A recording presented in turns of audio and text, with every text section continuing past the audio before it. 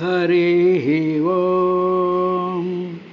వినుము అంభోజ భవుండు మున్ను మదిలో వేదంబు ముమ్మారు ధర్మన యజ్ఞత్వముతోడ ఎంతయు పరామర్శించి మోక్షంబు దక్కిన మార్గంబున వెంటలేదనుచు భక్తించింతశేషన్ జనార్దను ఆత్మాకృతి నిర్వికారుడగుచుం తన్మార్గ నిర్ణేతయై.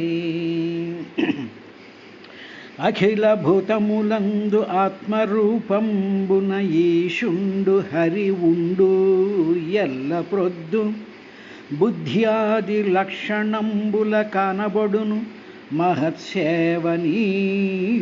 అహర్నిశంబు వందనీయుడు భక్తవత్సలుండు అత్యంత నియతుడై సతతంబు నియత బుద్ధి ఆత్మరూపకుడగు హరికథామృతమును కర్ణపుటంబుల కాంక్షధీర గ్రోలుచుండెడి ధన్యులు కుటిల బహుళ విషయ మలినీకృతాంగముల్ వేగ విడిచి విష్ణుదేవుని చరణారవింద యుగము కడకుచను దురుసిద్ధంబు కౌరవేంద్ర.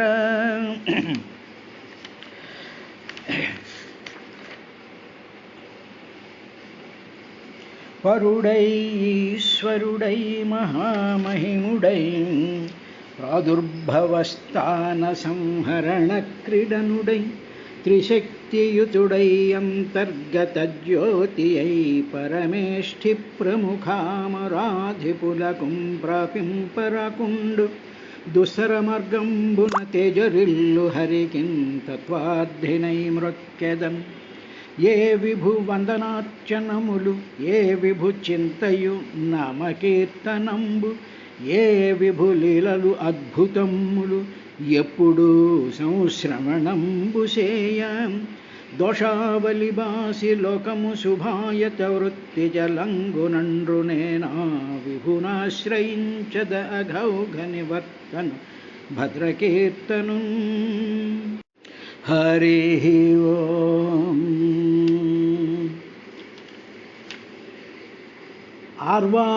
ఆర్వాక్రోత్సతస్తు నవమః క్షత్తాయకవిధో నృణాం రజోధికాః కర్మపరా దుఃఖే చ సుఖమానినః.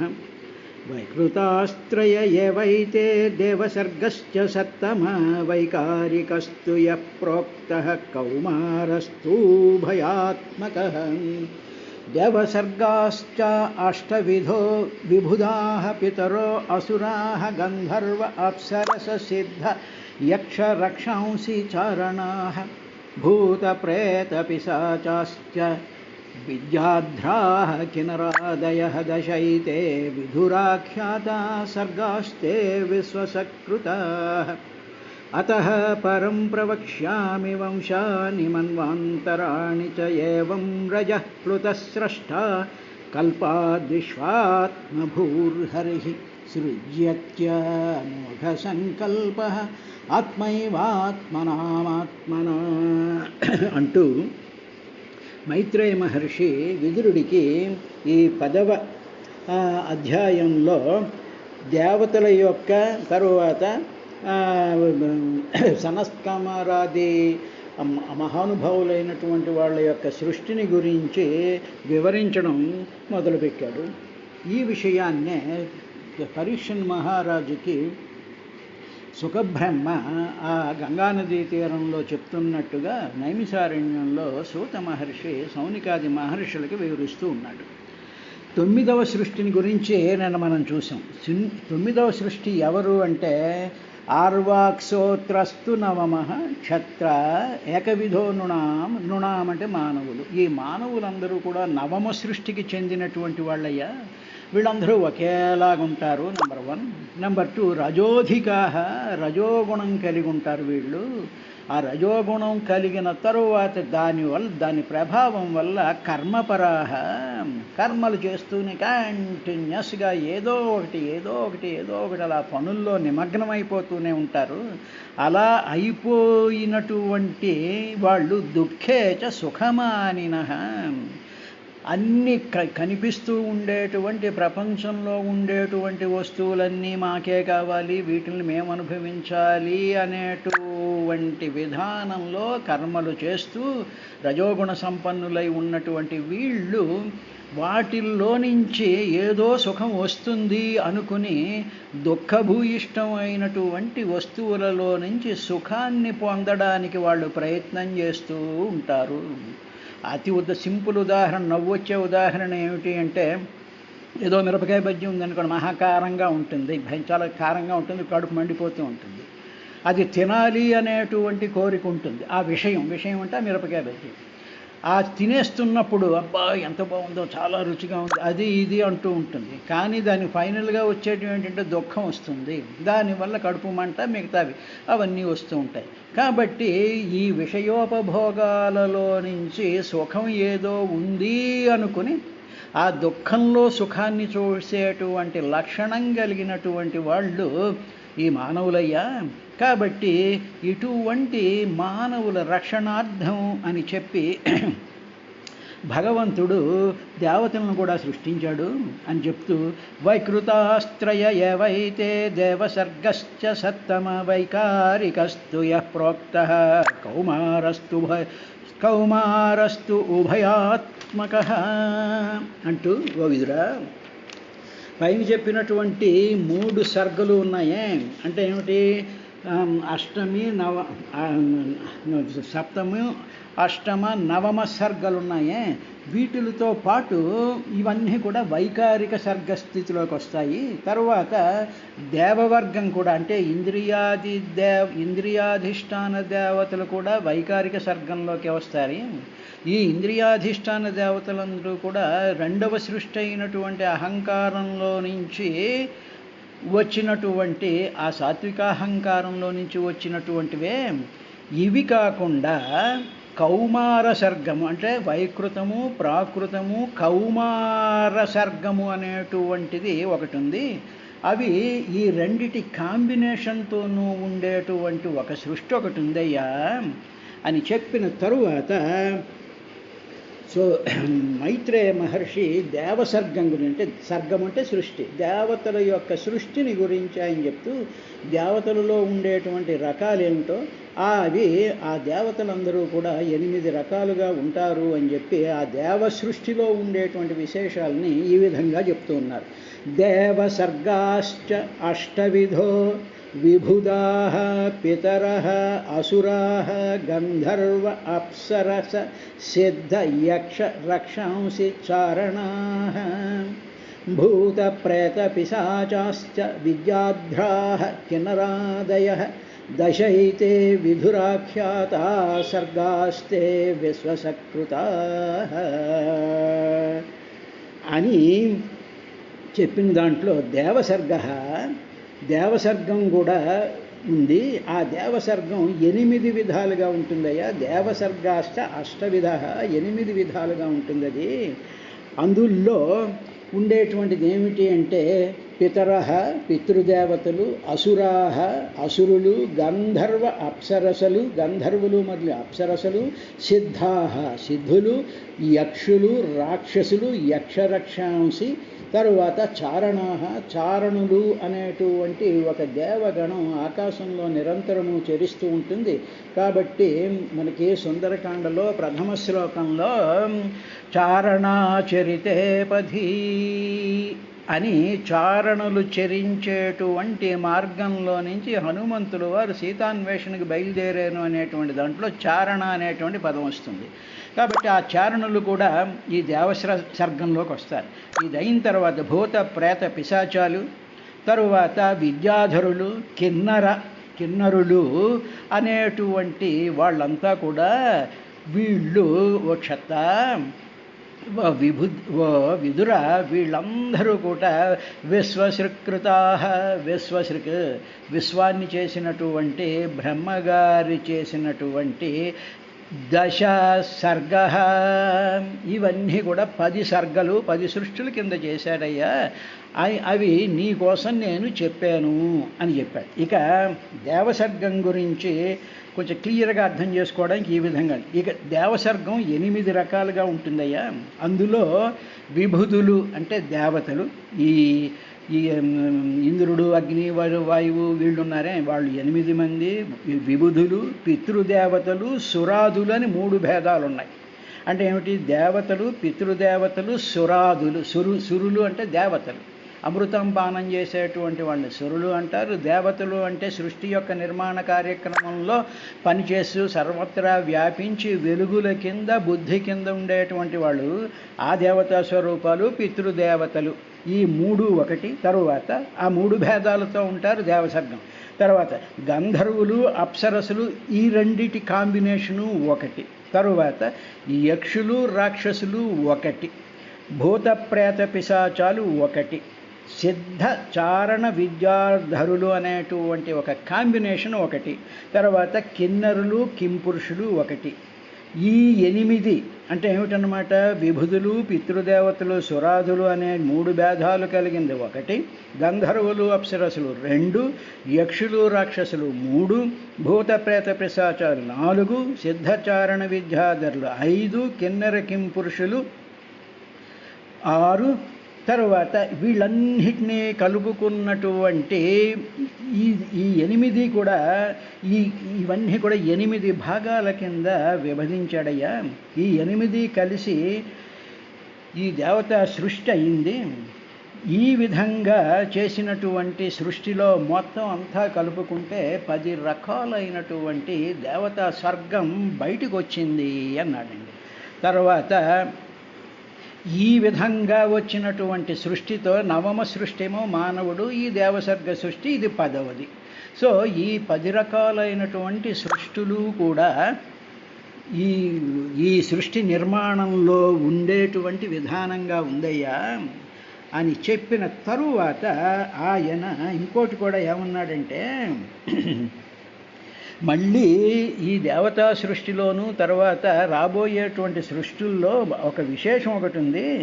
అది అతః పరం ప్రవక్ష్యామి వంశాన్ మన్వంతరాణి చ యవం రజః ప్లుతస్రష్టా కల్పాదిష్వాత్మభూర్హరిః సృజత్యమోఘ సంకల్ప ఆత్మైవాత్మనాత్మనః అనేటువంటి దాంట్లో ఇంకా ఇప్పుడు చెప్పబోయేటువంటి సృష్టిలో నేను వంశాల గురించి చెప్తాను. అధ పరం ప్రవక్ష్యామి వంశాల గురించి చెప్తాను, అంటే రాజవంశాల గురించి చెప్తాను. పరం ప్రవక్ష్యామి చెప్తాను, మన్వంతరాణి చ మన్వంతరాల గురించి కూడా చెప్తాను. ఏవం రజః ప్లుతః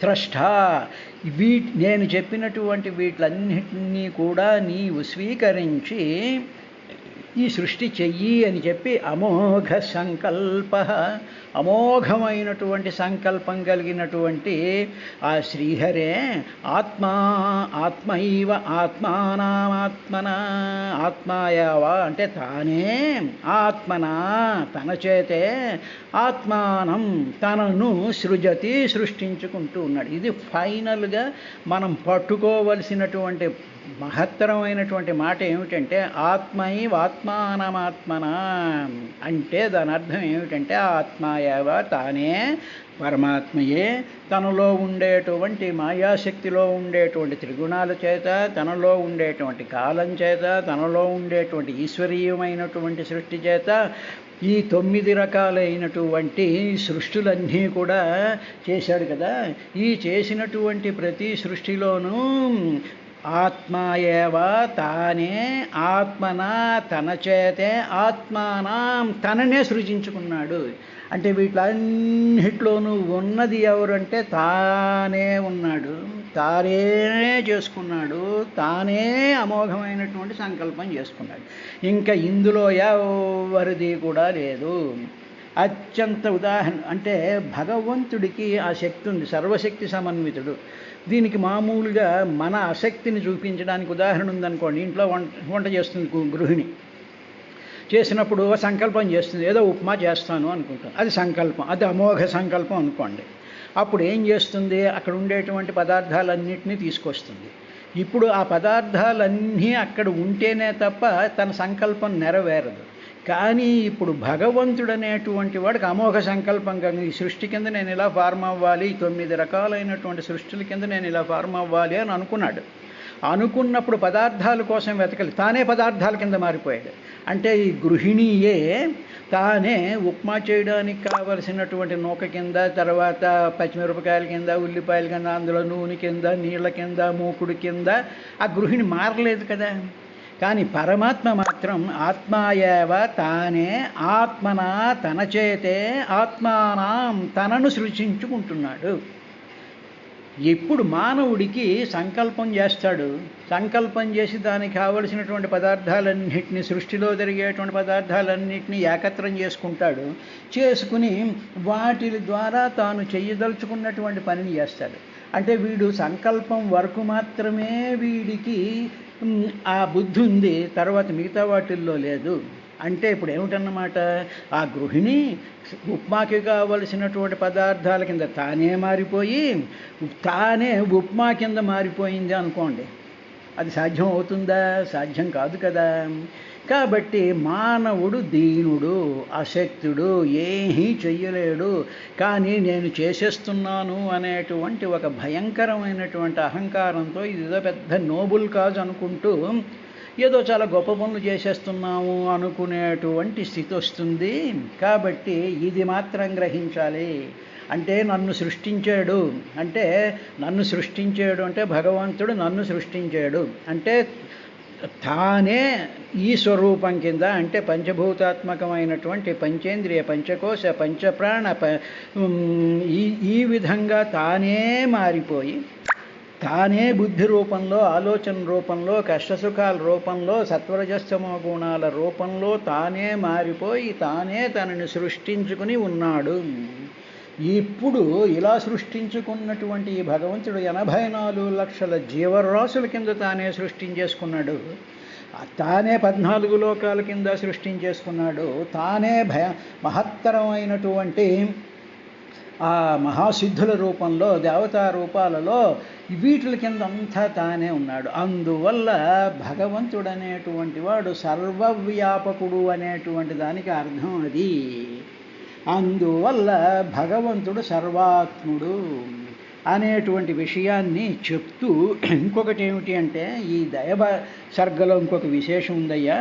అందులో కౌమార సర్గం అనేటువంటిది ఒకటి ఉంది. అందులో ఏమిటి ఉంటాయంటే, ఆ కౌమార సర్గంలో ఈ ప్రాకృత వైకృతాల యొక్క రెండింటి కాంబినేషను ఉంటుంది. అంటే దానిలో ఈ కౌమార సర్గం అనేటువంటి దాంట్లో అటు దేవత్వము ఇటు మనుషత్వము రెండూ కలిపి ఉంటాయి.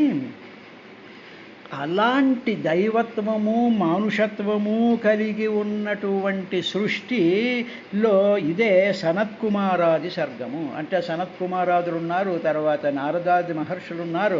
ఇటువంటి జ్ఞాన సంపన్నమైనటువంటి వాళ్ళు, అవసరం వచ్చినప్పుడు శరీరాన్ని ధారణ చేయగలిగినటువంటి వాళ్ళు, ఉపదేశం చేయగలిగినటువంటి వాళ్ళు, భగవంతుణ్ణి పరిపూర్ణంగా అనుభవంలోకి తెచ్చుకున్నటువంటి మహానుభావులు ఉంటారే, వీళ్ళందరూ కూడా కౌమార సర్గము అనేటువంటి దాంట్లో వస్తారయ్యా. కాబట్టి ఈ విధంగా భగవంతుడు సృజ్యత అమోఘ సంకల్ప, సృజ్యత సృష్టించాడు. అంటే ఇప్పుడు బ్రహ్మగారు ఏమయ్యారు, నవబ్రహ్మలు ఏమయ్యారు అంటే అన్నీ తానే ఆయా రూపాల కింద అలాగ కనిపిస్తూ వివిధంగా అనేక విధాలుగా కనిపిస్తూ వీళ్ళు దీనికి కారణము అనేటువంటి స్థితిలోకి వచ్చేసారయ్యా అని చెప్పిన తరువాత దీనితో మనకి ఈ తృతీయ స్కంధంలో 10వ అధ్యాయం అయింది. అయిన తరువాత ఏకాదశాధ్యాయంలో మన్వంతరాలు కాల విభాగం గురించి మైత్రేయ మహర్షి ఈయనకి చెప్పడం ప్రారంభించాడు. మైత్రేయ ఉవాచ చరమः సద్విశేషాణాం అనేకో సంయుతః సదా పరమాణుః సవిజ్ఞేయో నృణాం ఐక్యభ్రమో యతః అనేటువంటి దాంట్లో ఆయన ఏం చెప్పాడంటే, మైత్రేయుడు ఏమన్నాడు అంటే, ఈ పృథివీ మొదలైనటువంటి కార్యవర్గం ఉంది చూసావా, అంటే ఈ పంచభూతాలతో పదార్థాలతో కూడుకున్నటువంటి ఈ పృథివీ ఉందే, పృథివీ జలము అగ్ని వాయువు ఈ పంచమహాభూతాలతో కూడుకున్నటువంటి కార్యవర్గం ఉందే, కార్యము కారణము ఈ రెండిటికి కొంచెం డిఫరెన్స్ మనం జాగ్రత్తగా. కార్యము అంటే కనిపించేటువంటిది, అంటే ఏమిటన్నమాట, మట్టి ఉందనుకోండి, మట్టి కారణము, దాన్ని ఉపాదాన కారణము అంటారు. కార్యము ఏమిటంటే కుండ, పిడత, మూకుడు ఇవన్నీ అన్నమాట. కార్యము అంటే అది. ఇప్పుడు పృథివీ మనం చూస్తూ ఉండేటువంటి భూమి కానీ, అగ్ని కానీ, జలం కానీ, ఈ పశుపక్షాదులు కానీ ఇవన్నీ కూడా కార్యములు. అంటే అవన్నీ ఆయా రూపాలలో అన్ని రకాలుగా అవి అలాగ కనిపించడానికి కారణము పరమాత్మ.